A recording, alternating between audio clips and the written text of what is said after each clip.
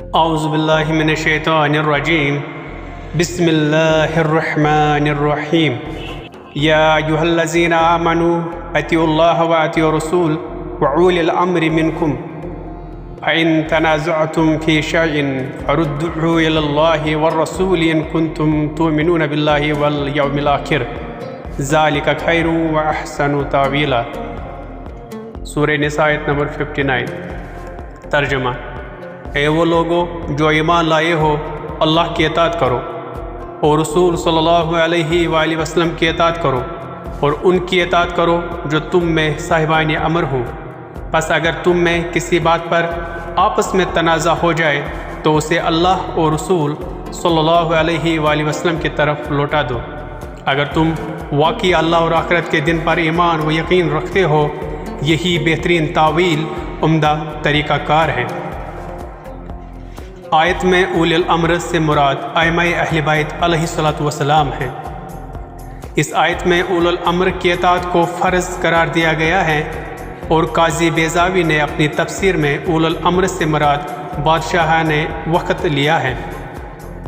علامہ فخر الدین رازی نے بیضاوی کی رد میں لکھا ہے کہ قاضی کا یہ کہنا بالکل غلط ہے، کیونکہ بادشاہان اکثر ظالم ہوتے ہیں اور ظالم کی اطاعت عقلاً ممنوع ہے۔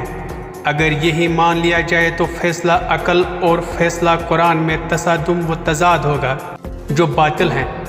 لہٰذا ماننا پڑے گا کہ اولی الامر ظالم بادشاہ نہیں ہو سکتے، بلکہ اولی الامر کو معصوم ہونا ضروری ہے۔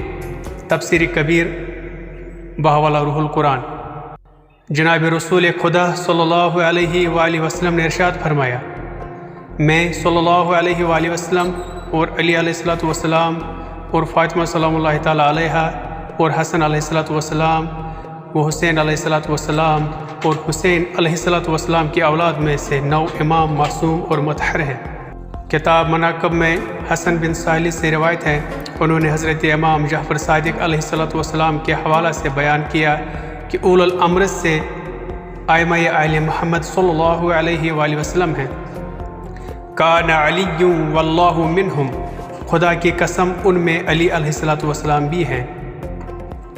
آن حضرت صلی اللہ علیہ وآلہ وسلم سے بوضاحت فرما دیا کہ ان میں علی علیہ السلام اور میرے وہ اوصیاء بھی ہیں جو قیامت تک ہوتے رہیں گے۔ پھر ارشاد فرمایا: میرے بھائی، وصی، وارث اور مومنین کے ولی علی ابن ابی طالب علیہ السلام، پھر میرے فرزند حسن، پھر میرے فرزند حسین، پھر حسین علیہ السلام کی نسل سے 9 امام ہیں۔ قرآن ان کے ساتھ رہے گا اور یہ سب کے سب قرآن کے ساتھ رہیں گے، یہاں تک حوض کوثر پر میرے پاس پہنچیں گے۔ ینابیع الموادہ، صفحہ نمبر 96۔ وَمَن يُطِعِ اللَّهَ وَالرَّسُولَ فَأُولَٰئِكَ مَعَ الَّذِينَ أَنْعَمَ اللَّهُ عَلَيْهِم مِّنَ النَّبِيِّينَ وَالصِّدِّيقِينَ وَالشُّهَدَاءِ وَالصَّالِحِينَ وَحَسُنَ أُولَٰئِكَ رَفِیقًا۔ سورہ نساء آیت نمبر 69۔ ترجمہ: اور جو لوگ اللہ اور رسول اللہ صلی اللہ علیہ وآلہ وسلم کی اطاعت کرتے ہیں، وہی تو ان لوگوں کے ساتھی ہوں گے جن پر اللہ نے انعام کیا ہے۔ وہ انبیاء علیہ السلام میں سے اور صدیقین میں سے اور شہداء اور صالحین میں سے ہیں، اور وہ کتنے اچھے ساتھی ہوں گے۔ امید ہے آپ سب کو یہ میری ویڈیو پسند آ گئی ہوگی۔ شکریہ۔